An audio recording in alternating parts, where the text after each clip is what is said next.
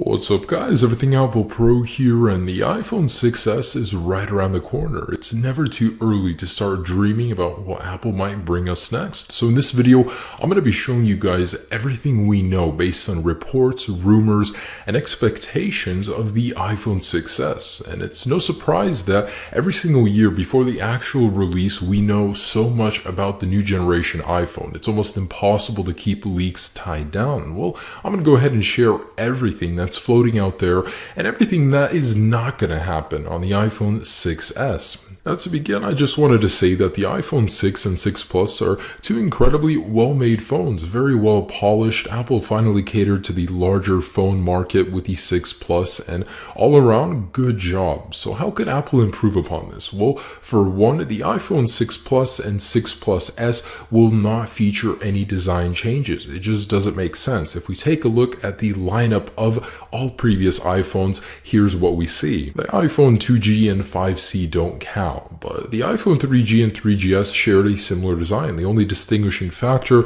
was some reflective lettering on the back of the 3GS. Other than that, you couldn't tell them apart. Same with the 4S. The only differences were the antenna bands. The placement was changed to fix antenna gate. Now between the 5 and 5S, the only difference is that new flash unit and a Touch ID ring. As you can see, the design stays the same for two generations. Now with the 6 and 6 Plus, they're the first of a new design. So of course, Apple is going to keep that design.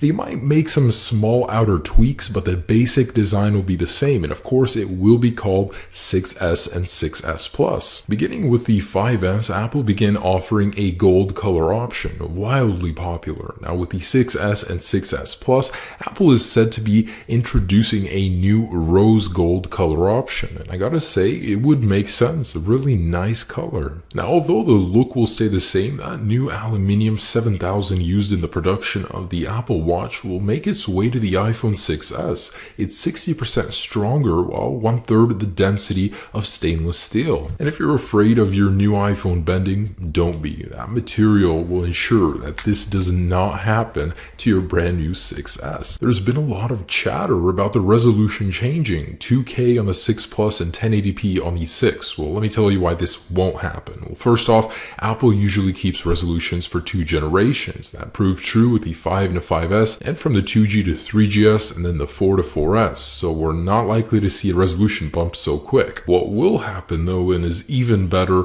is Force Touch technology. It's going to make its way over to the iPhone from the Apple Watch. It's where your screen can measure. It's sensitive to the amount of force you're pressing on it, and that's really cool. Now, thanks to a leak, we have some applications where Force Touch could be useful on the iPhone 6s. Now, say you're in Maps and you want to drop a pin. The old way to do it would be to press and hold. Well, now you can press and press harder and it'll drop a pin for you. Now, while watching media or music, you can actually press the fast forward or rewind buttons, and depending on the pressure that you put on it, it'll change the speed at which you're moving through media.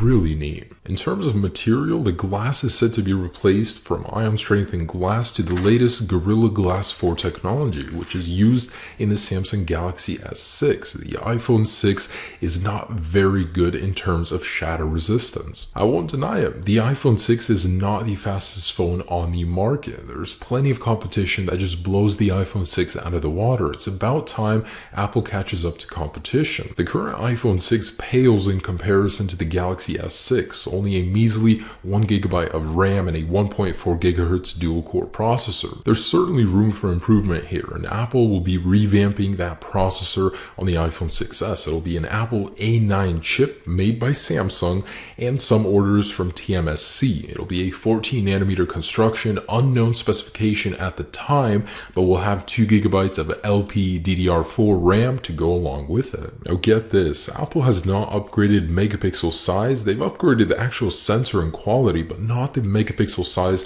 since the iPhone 4S. I think it's time for a change. Now, the new 6s, based on reports, will feature a 12 megapixel sensor. The sensor itself will be made by Sony, reportedly an RGBW sensor, and it will have smaller pixel sizes, which is not good for low light performance. And of course, it will have 4K capability. Now, reports state that the battery life on the iPhone 6s will be better, but not by means of a new battery. The battery size is likely to stay the same. Hopefully it doesn't, because between the 5 and 5s, even though design stayed the same, the actual battery was upgraded. So hopefully we see that, even though it's not likely to happen, but battery life will likely be enhanced by terms of software tweaking. Now let's talk about some of the smaller features the iPhone 6s is likely to receive. First off, the FCC labels on the back of the device, they're ugly. I mean, they don't belong there. And there's new ruling that the FCC allows that could allow Apple to remove them from the upcoming 6s, as long as the user's guide points out where to find them in the phone's menu. Really interesting. Reports state that the Touch ID sensor on the iPhone 6s will be greatly improved in terms of accuracy,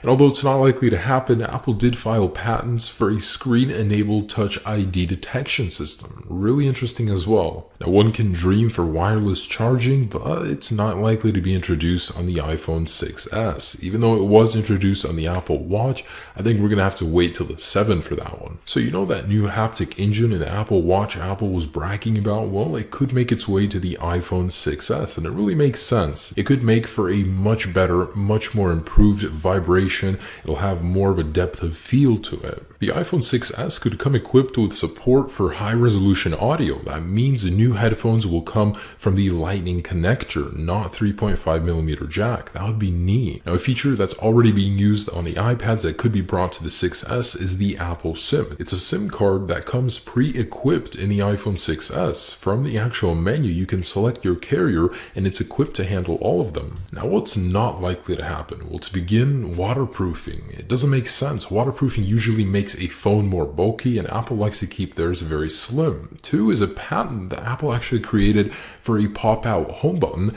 to create a joystick. Cool idea, but is it going to happen? Probably not. There's been a lot of talk about a dual lens setup on the iPhone 6s, and it's probably not going to happen. Sony has got that covered. In the latest report, they're going to be using one of their sensors. And just one last thing I wanted to mention, 32GB will likely be the smallest size you can buy it in, so 16GB will be gone. Now here are all of the great features the 6s and iPhone 6s Plus will both feature, and I'm sure there will be some differentiating features between the two models. Now, based on the reports and leaks, everything we know about these devices already, they're shaping up to be some great contenders to the competition out there right now. I certainly can't wait to get my hands on the new iPhone 6s and 6s Plus. So thanks for watching, guys, and stay tuned for any news about these devices. Now, iOS 9, we also do know quite a bit about. It's going to be out here very soon. Be sure to check out the video, and have a great day, guys. Hope you enjoyed this video. Peace.